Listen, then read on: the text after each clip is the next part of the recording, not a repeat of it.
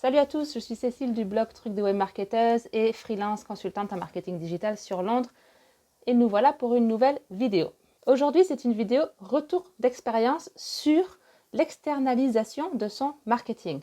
Si tu es toi-même marketeur pour une entreprise et que tu veux travailler par exemple avec une agence ou avec un freelance pour externaliser une partie de ton marketing, ou si tu es entrepreneur et que, encore une fois, tu veux travailler avec un freelance comme moi ou comme d'autres consultants à web marketing pour externaliser de ton marketing, eh bien, il y a certaines choses à prendre en compte pour s'assurer de bien protéger ces plateformes et puis aussi pour faire les choses en toute cohérence, en toute transparence et en sécurité. C'est le cas par exemple si tu veux externaliser la publicité que tu fais sur Facebook et que tu veux que ce soit géré par quelqu'un d'extérieur à ton entreprise.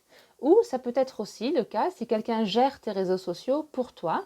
Ou alors, si tu veux donner accès aux analytics, par exemple à Google Analytics, à une consultante ou un consultant marketing pour qu'il t'aide à réaliser un audit, par exemple, de ta présence en ligne. D'ailleurs, tant qu'on est là, n'hésitez pas à me dire si vous aussi, vous avez déjà externalisé votre marketing et si vous êtes plutôt du côté marketeur ou si vous êtes plutôt du côté entreprise. C'est le genre de situation dans lequel moi, je me retrouve régulièrement. Mais depuis que je suis lancée en tant que freelance, je travaille avec des clients qui, donc du coup, me donnent accès à leurs réseaux sociaux, par exemple, ou leur site internet pour que je réalise, j'implémente ou je travaille sur une partie de leur stratégie marketing digital. Eh bien, comme tout débutant ou comme toute chose nouvelle, on fait parfois des erreurs ou on apprend sur le chemin. Et j'ai appris quelque chose assez utile que j'avais envie donc du coup de partager avec vous si vous êtes dans le cas où vous devez externaliser votre marketing. La première leçon, et je vais rentrer un peu plus en détail dans ça, la première leçon, c'est de ne pas partager ou d'éviter au maximum de ne pas partager en fait ton nom d'utilisateur et ton mot de passe avec la personne que tu embauches. Je me rappelle mon tout premier client, je réalise un audit pour étudier en fait leur présence en ligne, comparer avec celle de la concurrence, voir quelle est la différence entre les deux et voir comment faire un petit peu pour rattraper le retard qu'ils avaient sur la concurrence. Et donc je leur demande accès à leurs réseaux sociaux, leur Facebook, leur Twitter, leur plateforme d'emailing, leur Google Analytics et j'ai reçu un email avec toutes les plateformes et tous les mots de passe en face, quoi.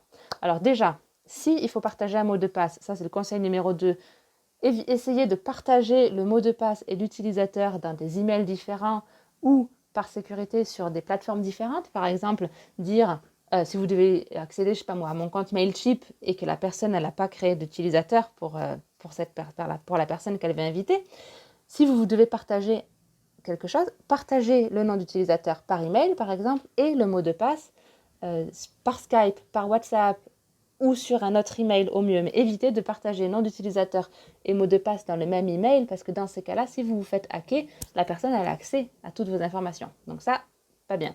Mais en plus de ça, évitez de partager directement votre mot de passe et votre nom d'utilisateur à la personne que vous engagez. La majorité des plateformes que vous utilisez vous donnent l'option en fait de partager et d'inviter quelqu'un pour que cette personne puisse gérer la plateforme à votre place. Alors ça peut paraître évident, mais en fait, il se trouve qu'il y a plein de personnes qui ne le savent pas, donc je me suis dit que j'allais faire cette vidéo-là. Donc pour gérer une page Facebook, il suffit en fait d'inviter le profil personnel de la personne que vous embauchez à gérer votre page Facebook en mettant cette personne comme administrateur de votre page ou éditeur, modérateur ou analyste en fonction du rôle que vous voulez lui donner. Donc pour ça, il suffit de vous rendre sur votre page Facebook, d'aller dans les paramètres de votre page Facebook et ensuite d'aller dans la catégorie rôle et personnes sur la gauche de votre page Facebook et de rajouter manuellement cette personne-là. Cette personne-là recevra une invitation qu'elle devra accepter.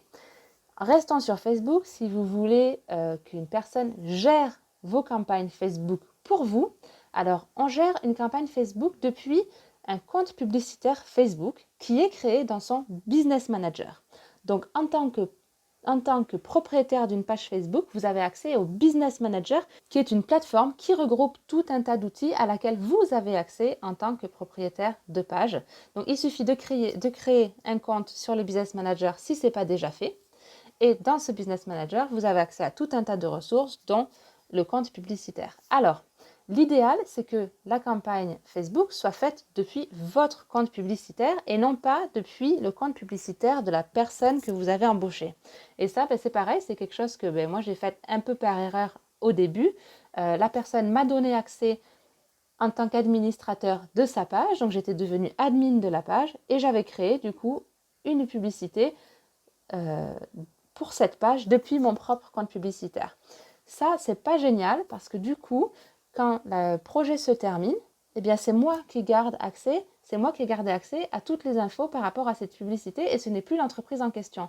Alors qu'en tant qu'entreprise, en tant que marketeur ou en tant qu'entrepreneur, vous avez envie de garder accès aux informations de la publicité et des campagnes que vous avez faites et notamment vous avez envie de garder accès aux résultats de ces campagnes, soit parce que vous avez envie de vous y référer plus tard, soit peut-être parce que vous avez envie de le dupliquer ou de vous en inspirer. Et si c'est pas vous, si la campagne n'a pas été faite depuis votre compte publicitaire, eh bien vous perdez ces informations. Alors moi j'ai fait un screenshot et j'ai donné accès aux infos auxquelles j'ai pu donner accès, et voilà, ce n'est pas l'idéal. Donc dans ce cas-là, comment faire?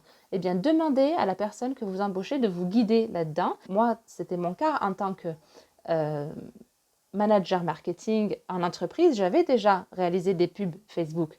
Donc, j'étais capable de réaliser des pubs Facebook pour les autres. En revanche, je n'avais jamais partagé de compte publicitaire, donc j'avais jamais travaillé pour le compte publicitaire de quelqu'un d'autre, pour la page de quelqu'un d'autre. Et là a été en fait, du coup, l'erreur de débutant. Donc, c'est possible que vous vous retrouvez dans une situation comme ça. Donc, pensez à demander à la personne et à vous assurer que cette personne-là vous guide pour que vous lui donniez accès à votre business manager et qu'ensuite, eh bien, soit elle vous crée un compte publicitaire pour vous si vous n'avez jamais fait de compte Facebook, soit vous la rajoutez à votre compte publicitaire ou elle se rajoutera elle-même vu qu'elle est administrateur de votre business manager à son compte publicitaire. Donc voilà, ça c'était l'exemple pour les campagnes Facebook et c'est assez important parce que non seulement ça vous permet aussi ensuite de supprimer cette personne comme administrateur du business manager quand c'est fini et puis de continuer votre chemin et puis ça vous permet de garder accès à vos résultats. C'est aussi intéressant parce que ça vous permet, si votre compte publicitaire est directement lié à votre carte bancaire, au moins c'est vous qui payez les factures et puis vous ne payez à la personne que vous externalisez, à votre freelance, que sa prestation de freelance et de management de campagne. Et puis c'est vous qui payez le budget directement aux campagnes, ce qui est une option que vous n'avez pas si c'est fait depuis le compte publicitaire de quelqu'un d'autre. Pour Google Analytics, c'est pareil. Il n'y a pas besoin de partager son nom d'utilisateur et son mot de passe Gmail pour donner accès à Google Analytics.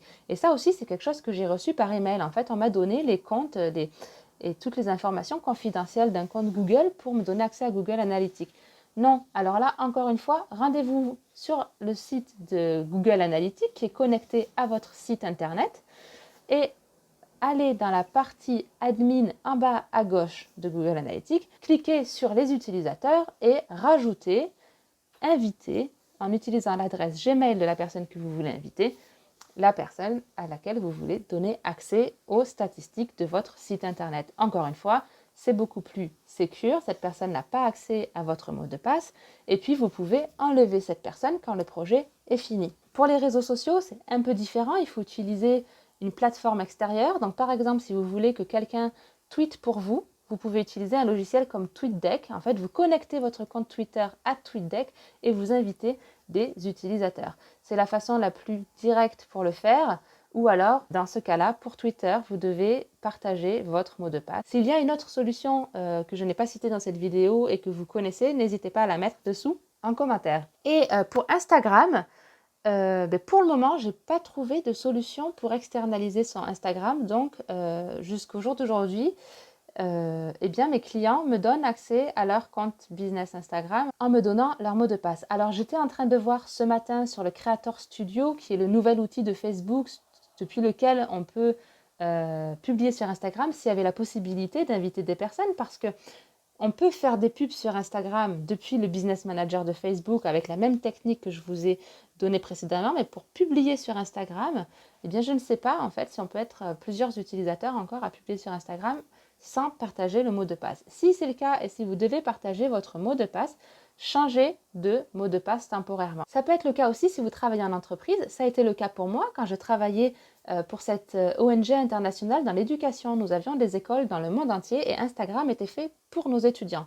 Et on a voulu donner accès à Instagram à nos étudiants pendant un jour. Le but, c'était que nos étudiants, pendant un jour, puissent nous montrer ce qui se passait dans leurs écoles et partager avec nous leur vie en tant qu'étudiants de cette ONG. Ils nous partageaient tout cela en stories. C'était super, les étudiants dans le monde entier ont adoré. La seule option que nous avions pour faire cela a donc été de leur donner accès à notre compte Instagram et de leur partager notre mot de passe. Donc ce qu'on a fait dans ce cas-là, c'est de créer un mot de passe spécifiquement pour cette journée, pour cette campagne en fait, et on a changé ce mot de passe en suivant. On ne sait jamais. Fonctionner sur la confiance, c'est très bien. Moi, je marche beaucoup sur la confiance, que ce soit avec mes clients, avec les prestataires que moi j'engage, et dans ce cas-là, avec les étudiants, mais on ne sait jamais. Il est possible qu'il y ait un contrat qui se passe mal, une relation qui se termine pas bien. Quand ça atterrit dans les mains d'un étudiant, on ne sait pas en fait ce que la personne peut avoir envie de faire pour rigoler, pour faire des blagues, pour se venger de quelqu'un d'autre. Donc voilà, il faut mieux rester vigilant et changer le mot de passe si vous ne pouvez pas partager accès à votre compte d'une autre façon. Voilà, j'espère que vous avez aimé cette vidéo sur comment externaliser son marketing. N'oubliez pas de me dire en commentaire si vous êtes plutôt du côté entreprise et entrepreneur ou du côté marketeur en entreprise ou marketeur freelance comme moi. En tout cas, si cette vidéo vous a plu, n'hésitez pas de mettre un j'aime sous la vidéo. Et surtout, pensez à télécharger Message reçu, l'e-book gratuit sur comment créer son message marketing pour améliorer son image de marque et créer du lien avec ses clients. Surtout si votre entreprise a une mission à contribution positive et si vous avez un message à faire passer au monde, eh bien je veux vous aider à ce que votre message soit bien reçu, vu, entendu et retenu pour qu'il vous aide à atteindre vos objectifs. Donc si toi aussi tu as envie d'optimiser ton message marketing, je t'invite à télécharger mon e-book qui est dans la description de la vidéo ci-dessous. Allez, bonne journée, salut!